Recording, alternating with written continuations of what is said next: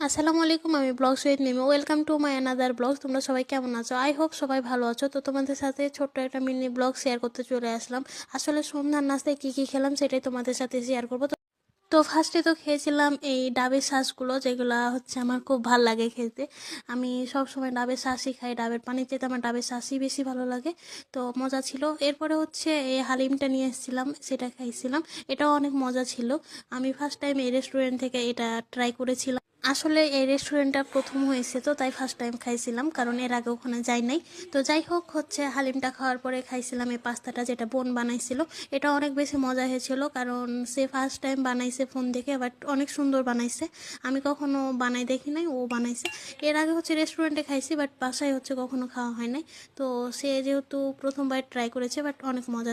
তো যাই হোক, পাস্তাটা অনেক মজা ছিল, আমার কাছে অনেক বেশি ভালো লেগেছে। তো কার কার পাস্তা ভালো লাগে অবশ্যই কমেন্ট বক্সে কমেন্ট করবা।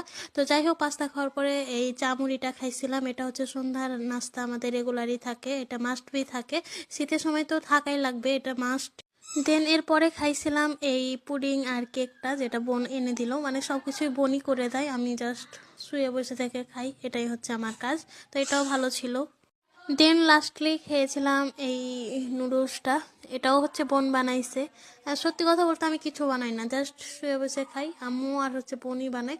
এটা অনেক বেশি মজা হয়েছিল। এটা হচ্ছে মিক্স সবজি দেওয়া ছিল, এই জন্য গাজর, টমেটো, ডিম এগুলো দিয়ে বানাইছিল, তাই ভালো ছিল। আলহামদুলিল্লাহ, এগুলাই ছিল আমার সন্ধ্যার নাস্তা। তো সবাই ভালো থেকো, সুস্থ থেকো, আর আমার পেজটা বেশি বেশি লাইক ফলো করো। আল্লাহ হাফেজ।